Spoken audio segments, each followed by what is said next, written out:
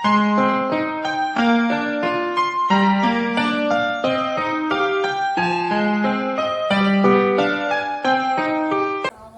warahmatullahi wabarakatuh. Alhamdulillahirobbilalamin.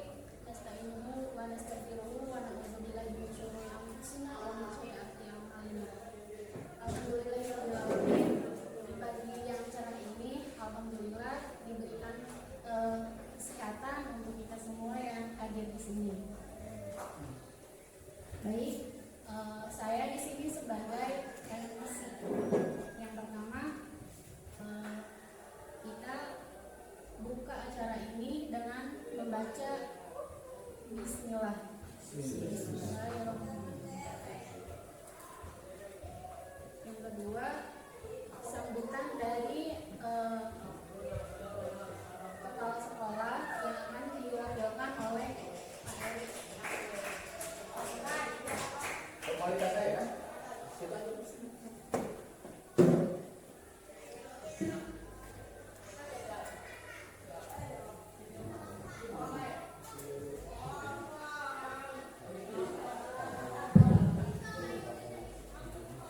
Bismillahirrahmanirrahim.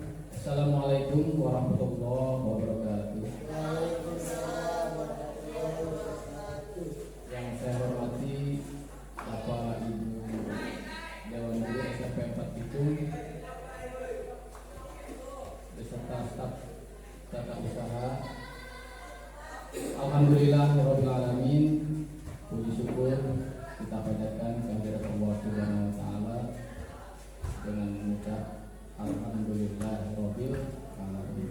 Shalawat serta salam selalu kita curahkan pada junjungan kita Nabi besar Muhammad sallallahu alaihi wasallam yang mengucapkan Allahumma sholli ala sayyidina Muhammad. Para bapak dan ibu guru yang saya hormati, pada pagi hari ini alangkah bahagianya saya bisa turut serta dalam rangka kegiatan menanamkan budaya positif dalam gagasan calon guru penggerak di Kabupaten Pandeglang. Dan alhamdulillah calon guru penggerak tersebut sekarang yang dilaksanakan oleh Bapak Sulasi Ramadan, guru kita semua di sini. Jadi yang saya harapkan kegiatan ini kita pacu terus budaya positif ya. Dalam rangka budaya positif, bagaimana kita mengarahkan siswa kita nanti ke depan agar memiliki kebiasaan yang positif. Begitu juga kita selaku tenaga pendidik atau tenaga pengajar memacu atau memberikan motivasi secara positif juga, biar belajar mengajar kita mencapai tujuan dan sesuai visi misi kita. Mungkin itu saja Pak. Selanjutnya kita serahkan ke Bapak Sulasi Ramadan yang akan memaparkan tentang budaya positif. Itu saja, kurang lebihnya mohon maaf. Assalamualaikum warahmatullahi wabarakatuh. Selanjutnya materi dari Pak Sulasi.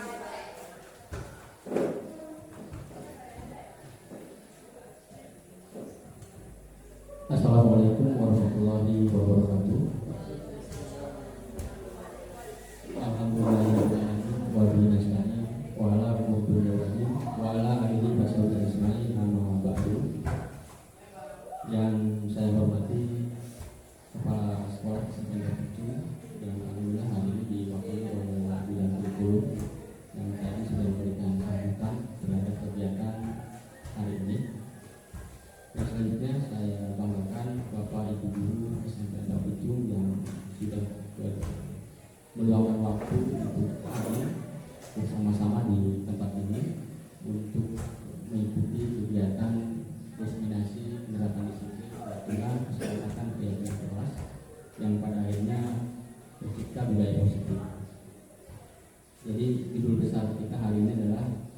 positif. Namun sebelum itu tentu saja kita bersyukur bahwa masih diberikan kesempatan dan waktu untuk melanjutkan aktivitas sehari-hari kita sebagai guru, sebagai pendidik. Karena itu kesasuhan kita dalam tingkat ucapan mungkin kita ucapkan yang sama-sama baca alhamdulillah. Dan selanjutnya salawat salam semoga tetap tercurah kepada pimpinan kita Nabi Muhammad SAW sebagai satu-satunya uswah bagi kita dalam rangka menempati kehidupan ini sebagaimana mesti dan harusnya. Baik Bapak Ibu guru yang saya banggakan, hari ini kita mencoba untuk berbagi pengetahuan tentang budaya positif. Tetapi sebelum itu, izinkan saya untuk menyampaikan kondisi sekolah, terutama sekolah SMP Batu itu. Yang pertama, sekolah kita ini kalau dilihat dari sejarahnya termasuk sekolah satu atap. Itu didirikan pada tahun 2011. Jadi memang pada tahun-tahun itu sekolah kita programnya adalah program sekolah atap, bagaimana menghadirkan pendidikan yang aksesnya mudah dijangkau, terutama oleh anak-anak yang usia belajar. Nah, tentu saja sekolah atap ini akan berbeda dengan sekolah ISP. Sekolah atap ini berkembang sesuai dengan tingkat kemajuan di sekolah itu sendiri. Sehingga hari ini sekolah kita dari tahun 2011 sampai 2024 dari sisi sarana prasarana hanya memiliki 8 ruang belajar, ada 8 ruang belajar siswa, ada juga 1 gedung lab IPA, ada 1 gedung perpustakaan serta 2 toilet siswa. Kemudian kemarin beberapa tahun yang lalu itu komite juga memberikan sumbangsi menambahkan 2 toilet untuk sekolah ini. Nah, sekaligus sekolah satu atap, Bapak Ibu sekalian, dari sisi tenaga pendidik dan pendidikan cukup mengembirakan. Ini potensi peluang sekolah ini bisa berkembang. Artinya semakin banyak tenaga pendidikan yang ikut mengabdikan diri di sekolah ini, maka kemungkinan perkembangan sekolah ini akan lebih memudahkan.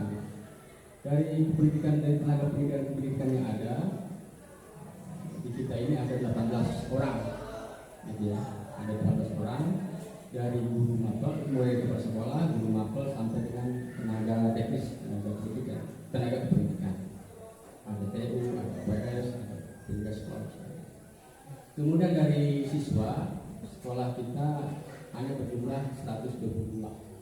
Ini juga potensi untuk terus berkembang, meningkatkan, tentu saja tergantung dari pelayanan pendidikan yang kita berikan kepada anak. Nah, jika dibandingkan antara tenaga pendidik dengan keberadaan siswa, itu hasilnya 1:8. Jadi ada 1 guru membawahi 8 orang. Ini memudahkan kita sebagai guru. Jadi kelimpahan tenaga pendidik di sekolah ini itu memudahkan kita untuk melakukan pendidikan lebih kepada. Kemudian ini secara singkat atau keadaan sekolah kita hari ini. Kemudian dari sisi kepemimpinan selama kurun waktu 2011 sampai sekarang ini beberapa sosok pernah berpikir dan memikirkan sekolah ini. Di antaranya ada Pak Rusmadi, Pak Hijaja, Pak Gatot, Pak Isla, Ibu Haji Ana, dan yang sekarang adalah Ibu Nok. Sekarang oleh Ibu Nok. Tentu saja dari beliau-beliau ini ada banyak pemikiran yang pada akhirnya menciptakan budaya positif di sekolah kita. Jadi mereka dari sejak waktu itu banyak berpikir dan memikirkan bagaimana supaya tetap eksis dan berkembang sesuai dengan harapan pemerintah di pendidikannya dan pendidikan. Dari sikap pemikiran itu ada yang masih bertahan hari ini budaya positifnya. Salah satu contohnya adalah budaya positif menjaga kebersihan lingkungan. Itu saya perhatikan dari waktu ke waktu, alhamdulillah kebersihan guru kita terjaga dan terawat. Dan ini karena ini punya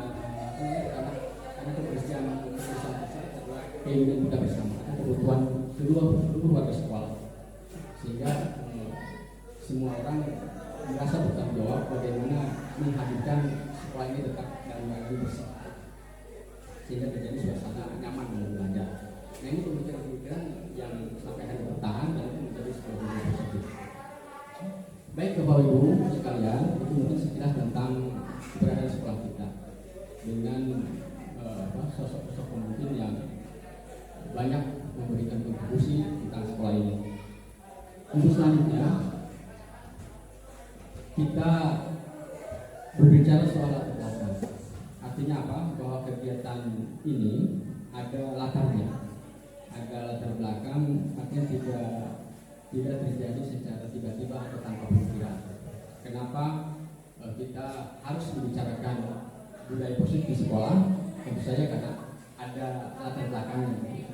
Satunya adalah bahwa budaya positif, kalau sekarang kita lihat di PLN, itu termasuk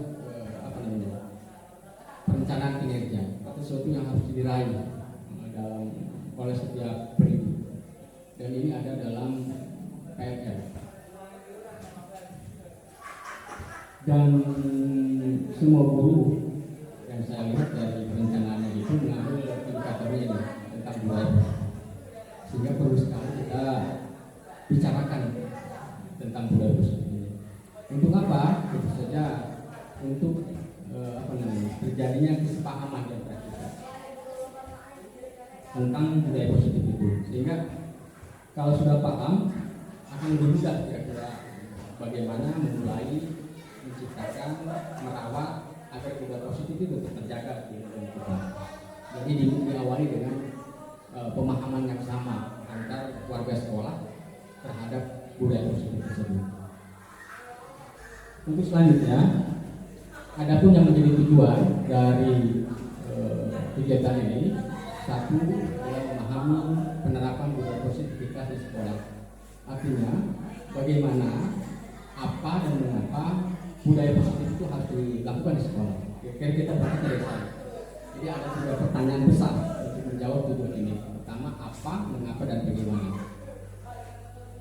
Kemudian, ketika kita sudah mencoba untuk berusaha menjawab tiga pertanyaan tadi, maka ada motivasi di dalam diri kita masing-masing untuk secara bersama-sama menciptakan budaya positif di sekolah. Karena ada pemahaman itulah, maka kita berangkat untuk menciptakan budaya positif di sekolah. Nah, dari tujuan kira-kira itu hanya dua tujuan itu yang akan kita usahakan tercapai pada pertemuan hari ini. Untuk tujuan pertama yaitu memahami budaya positif. Ini ada satu pertanyaan besar untuk kita semua dan kita jawab masing-masing. Apa sih budaya positif itu? Nah, untuk menjawab pertanyaan itu, saya ilustrasikan dengan pemikirannya Ki Hajar Dewantara.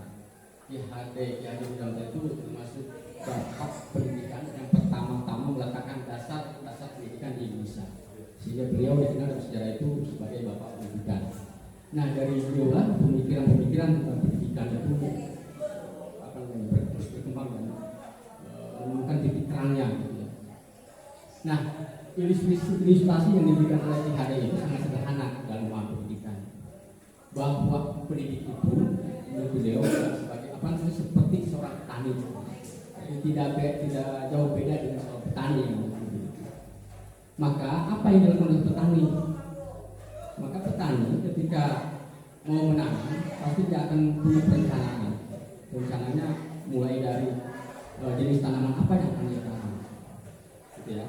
Nah, ketika si petani ingin menanam sebuah tanaman, biasanya dia akan terlebih dahulu mencari tanaman apa yang dibutuhkan oleh dirinya pribadi maupun dibutuhkan oleh masyarakatnya, sehingga ketika menanam hasilnya itu tidak bisa bermanfaat untuk yang lainnya, gitu ya. Nah, ketika petani berpikir tentang apa yang dibutuhkan oleh masyarakat, kemudian dia juga berpikir apa yang dibutuhkan oleh tanaman tersebut, sehingga tanaman itu bisa tumbuh dan berkembang. Artinya, bagi Ki Hajar Dewantara, mendidik itu harus berbasis kebutuhan. Agar apa? Agar nilai hasil dari pendidik itu bisa dimanfaatkan. Kenapa? Karena dibutuhkan. Baik dibutuhkan oleh oleh dirinya maupun dibutuhkan oleh orang banyak. Sehingga karena berbasis kebutuhan, maka langkah-langkah yang dilakukan oleh Pak petani itu jelas dan terarah.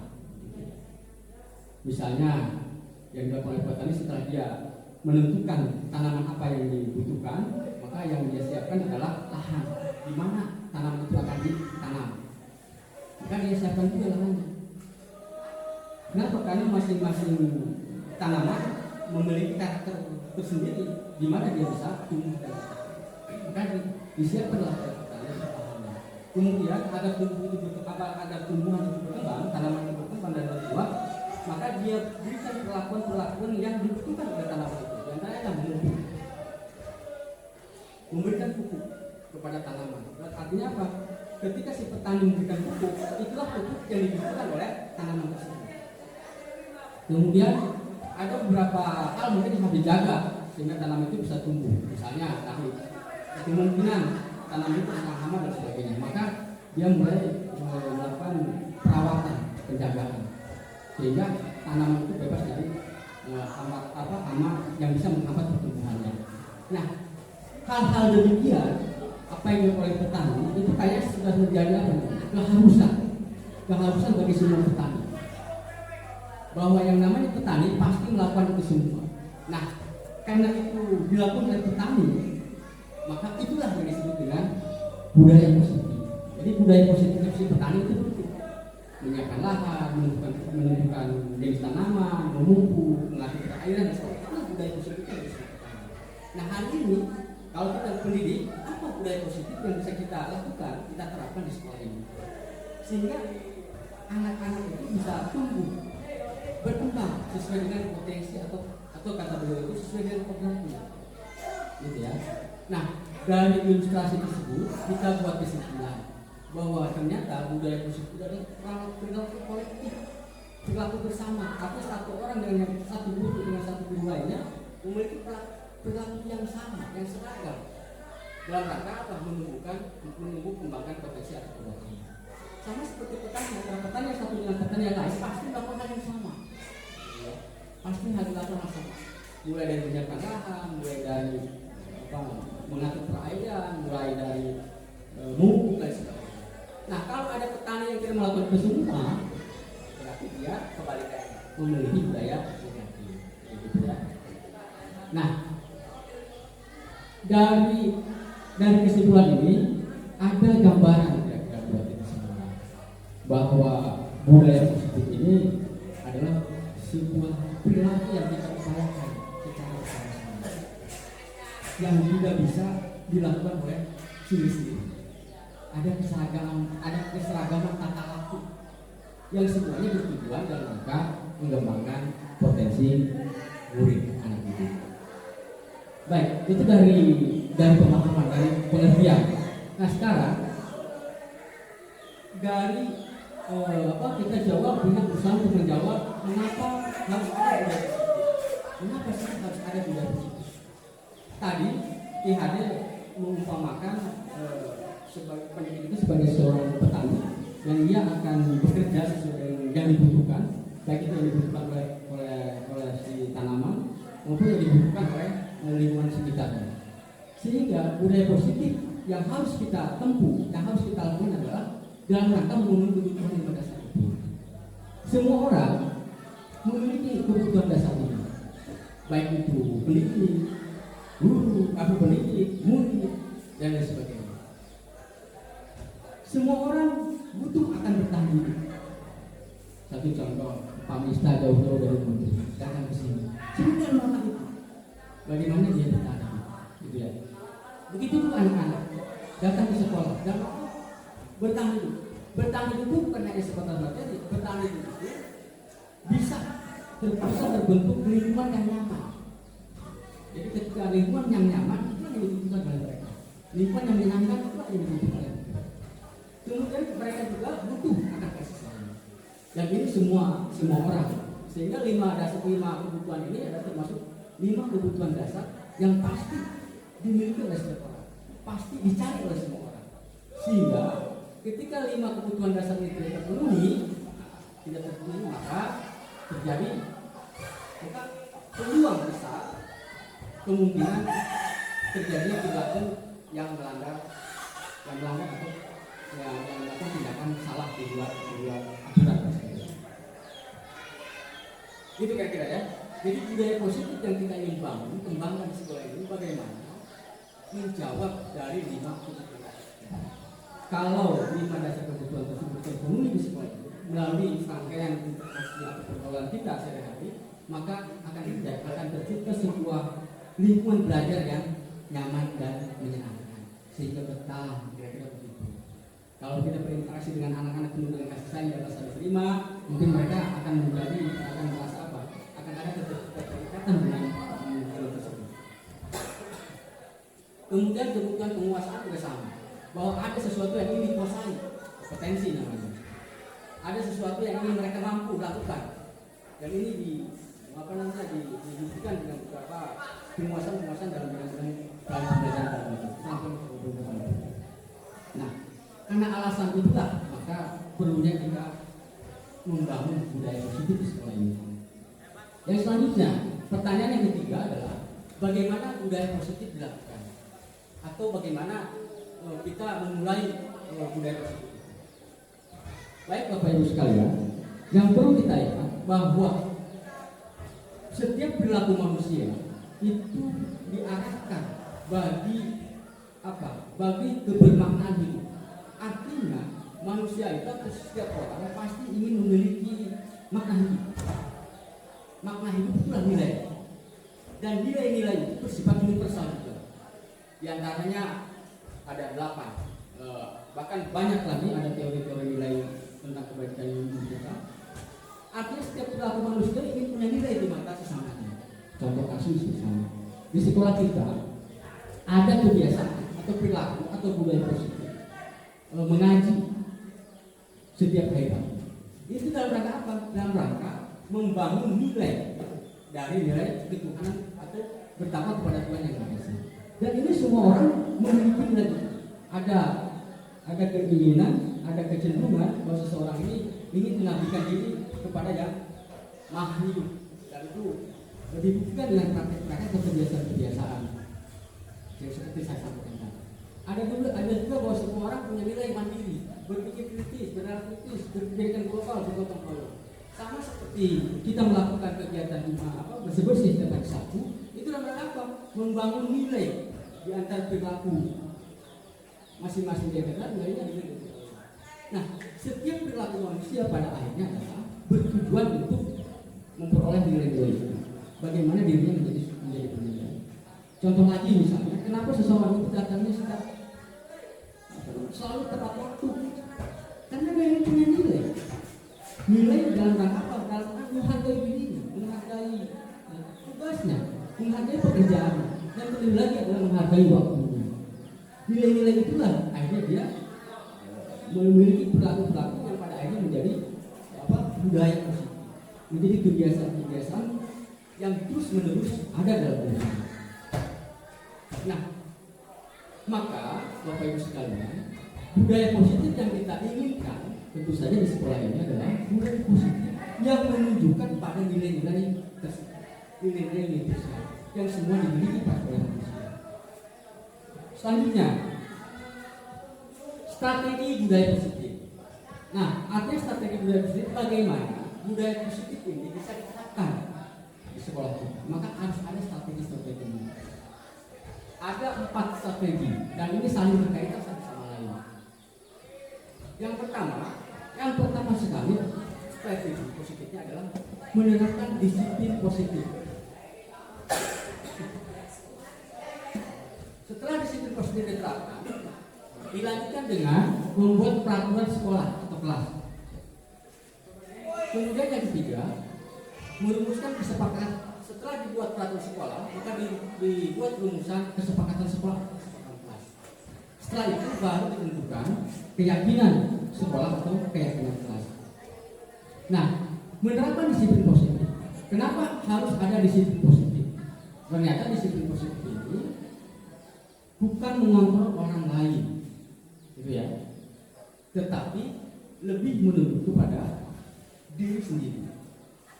Setelah semua orang memiliki konsep diri yang jelas, dalam hal ini disiplin yang kuat, maka agar interaksi antara satu orang dengan lainnya teratur, dibuatlah sebuah peraturan. Peraturan itu nanti akan berkaitan dengan sesuatu yang boleh dan tidak boleh dilakukan di satu tempat dan satu waktu. Selanjutnya, setelah peraturan dibuat, maka dirumuskan menjadi sebuah kesepakatan.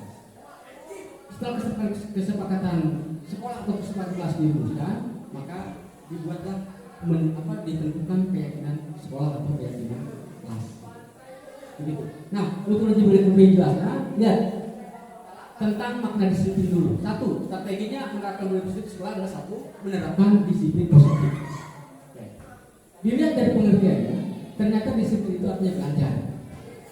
Jadi belajar, Pak. Disiplin itu bukan mengendalikan orang. Sebab apa? Sebab tidak ada yang satu orang pun yang bisa mengendalikan orang lain. Dia hanya bisa mengendalikan diri sendiri, termasuk anak-anak.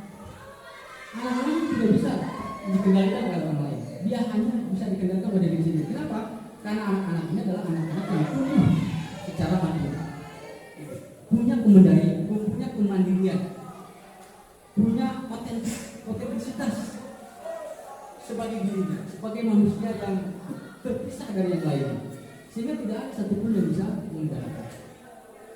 Maka benar kata akar kata dan disiplin artinya belajar. Artinya orang yang berdisiplin itu adalah orang yang belajar untuk mengendalikan atau mengontrol diri, untuk bisa memilih tindakan tertentu yang mengacu pada nilai-nilai yang tadi ya. Mengapa orang menghadiri majelis taklim? Karena dia tahu dengan menghadiri majelis taklim ada nilai-nilai yang dijalani, sehingga bukan karena orang lain yang mengajarnya, bukan karena orang lain yang memberikannya, tapi dia diperintahkan oleh diri sendiri. Karena mengikuti kegiatan majelis memiliki nilai, itu yang akan artinya dengan demikian maka bisa kita pahami menerapkan disiplin positif di sini adalah menerapkan disiplin diri kepada diri sendiri. Kita harus bisa memilih dan memilah mana perilaku yang harus kita tunjukkan, yang harus kita lakukan, apakah perilaku itu sesuai dengan nilai-nilai yang saat itu. Nah, di situ orang akan belajar. Dan belajar itu tidak berbatas waktu, tetapi belajar terus-menerus. Setelah itu, ketika disiplin diri sudah kita miliki, sudah kuat, sudah tertanam dalam diri sendiri, maka kita buat peraturan sekolah, peraturan kelas. Di sekolah atau di kelas harus ada peraturan yang mengatur tata laku, tata kata, sehingga interaksi dalam bersama itu terjadi kehadiran bersama. Karena ada aturannya. Nggak mungkin kita teratur kalau kita nggak punya aturan. Jadi kalau mau tertib, kalau mau teratur, kita harus punya aturan. Dan aturan ini, Bapak Ibu sekalian, adalah kodrat alam, kodrat lingkungan. Bahwa di mana-mana akan kita temui yang namanya aturan. Di mana-mana. Dan aturan itu biasanya menggunakan kalimat-kalimat yang negatif. Tidak boleh, dilarang, tidak diizinkan. Itu aturan-aturan. Aturan itu biasanya menggunakan kalimat-kalimat ini. Dilarang membuang sampah sembarangan. Dilarang bercanda saat belajar. Itu kan aturan-aturan yang biasanya menggunakan kata. Sehingga dengan aturan itu perilaku seseorang akan terkondisikan. Dia bisa menentukan mana yang boleh dan mana yang tidak boleh dia, baik di dalam kelas atau di sekolah. Nah, setelah peraturan di sekolah kita buat, di kelas kita buat, maka dibuat kesepakatan. Modelnya membuat kesepakatan itu, jika dalam peraturan sekolah ada kata-kata negatif seperti dilarang, tidak diizinkan, tidak boleh dan sebagainya, maka dalam kesepakatan kelas kita ubah kalimat-kalimat negatif itu menjadi sesuatu yang positif. Kalau sesuatu yang positif, akhirnya dalam pikiran anak, dalam pikiran kita tertanam hal-hal yang positif. Tadi aturannya, contoh, aturannya dilarang membuang sampah sembarangan. Aturannya kemudian kita rubah menjadi sebuah kesepakatan sekelas. Merubah kesepakatan membuat kesepakatan kelas tadi, membuat kesepakatan sekolah atau kelas tadi adalah mengganti kalimat-kalimat negatif menjadi sesuatu yang positif. Tadi dilarang membuang sampah sembarangan, maka kita ganti menjadi sebuah kesepakatan sekolah dengan cara dengan membuang kalimat yang negatif, yaitu buanglah sampah pada tempatnya. Sehingga terbentuk di dalam pikiran warga sekolah, terjadi sebuah kesepakatan antar warga sekolah bahwa harus membuang sampah pada tempatnya. Sehingga ini tidak ada yang negatif. Nah, selanjutnya setelah membuat kesepakatan demikian, maka kita tentukan nih apa keyakinan sekolah atau kelas yang ini itu. Sebab apa? Sebab yang namanya peraturan itu pasti punya alasan. Kenapa alasan itu dibuat? Kenapa peraturan itu dibuat? Nah, keyakinan kelas itu adalah menjawab secara konkret alasan-alasan mengapa sebuah peraturan dibuat. Contoh tadi kita peraturannya adalah dilarang membuang sampah sembarangan. Maka keyakinannya, tujuan nilainya dari membuang sampah sembarangan itu adalah kita ingin tertanam dalam jiwa kita satu sama lain untuk saling menjaga kebersamaan. Nah, itu keyakinannya. Nah, kalau sudah kesepakatan kalau sudah peraturan kelas atau peraturan sekolah dibuat, kemudian kesepakatan sekolah atau kesepakatan kelas ditentukan dan keyakinannya juga ditentukan, maka akan lebih mudah kita membangun budaya positif. Perilaku kita akhirnya akan menjadi perilaku yang seragam. Artinya semua orang bukan lagi diperintahkan oleh orang, tetapi dia diperintahkan oleh diri sendiri. Bagaimana dia harus menjaga kebersihan? Apa? Karena kebersihan adalah bagian dari keyakinan menjadi miliknya. Selanjutnya, Bapak Ibu sekalian, ini sekedar contoh tadi. Sekedar contoh bagaimana kita menerapkan budaya positif. Artinya apa? Antara peraturan sekolah dengan kesepakatan kelas dan keyakinan kelas itu harus seirama. Itu peraturannya, Pak. Nah, kesepakatannya berarti kita rubah menjadi hadir tepat waktu. Jadi kita ingin anak-anak ini memiliki kesepakatan bersama-sama guru untuk bisa hadir di kelas secara tepat waktu. Jadi itu, Pak. Peraturannya hadir 10 menit sebelum belajar dimulai. Kesepakatannya adalah hadir tepat waktu. Sekarang keyakinan kelasnya dari mulai. Itu peraturannya, Pak. Nah, kesepakatannya berarti kita rubah menjadi hadir tepat waktu. Jadi kita ingin anak-anak ini memiliki kesepakatan bersama-sama guru untuk bisa hadir di kelas secara tepat waktu. Jadi itu, Pak. Peraturannya hadir 10 menit sebelum belajar dimulai. Kesepakatannya adalah hadir tepat waktu. Sekarang keyakinan kelasnya dari kamu itu harus begini, begitu. Apa kamu tidak kasihan kepada orang tua kalau kamu begini? Atau apa kamu tidak punya tujuan dan sebagainya? Nah, ternyata nasihat-nasihat yang diberikan kepada murid itu kadang membuat dirinya tumbuh dalam dirinya rasa bersalah. Jadi ngerasa salah, disalahkan oleh karena guru itu terlalu banyak memberikan nasihat. Gitu ya. Kemudian ada juga posisi kontrol guru sebagai teman. Dia hadir bersama murid-muridnya itu dengan mengambil posisi sebagai teman. Artinya ketika ada murid membuat kesalahan, maka si guru itu memberikan alasan. Seakan-akan apa namanya? Membela. Yang namanya teman kan membela. Misalnya, murid salah melanggar membuang sampah sembarangan. Maka guru posisi sebagai teman contohnya memberikan alasan. Wajarlah, karena di sini nggak ada tempat sampah. Nah, sehingga merasa dirinya itu si murid itu merasa dia punya teman. Dan ini ternyata tidak memperbaiki keadaan. Jadi siswa yang guru yang positif dan tidak memperbaiki keadaan si murid.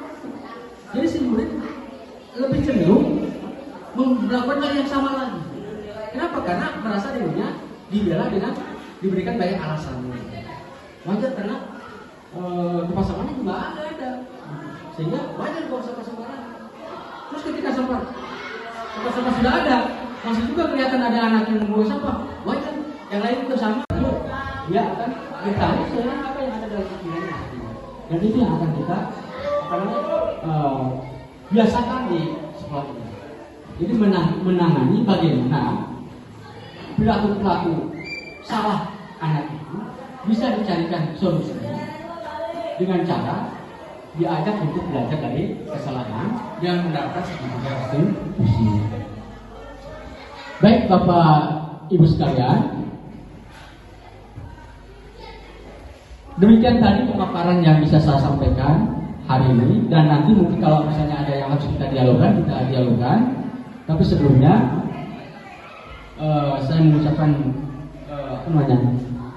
banyak terima kasih, semoga apa yang sudah positif. Pada prinsipnya dimanapun budaya positif itu akan kita temui, apalagi di dalam dunia pendidikan, di mana hari ini kita bertanggung jawab terhadap pendidikan anak-anak kita. Sehingga saya hanya ingin mengajak bagaimana mulai dari sekarang kita mulai menata dan meneliti bagaimana budaya positif di sekolah ini bisa berjalan. Itu saja dengan tahapan tadi.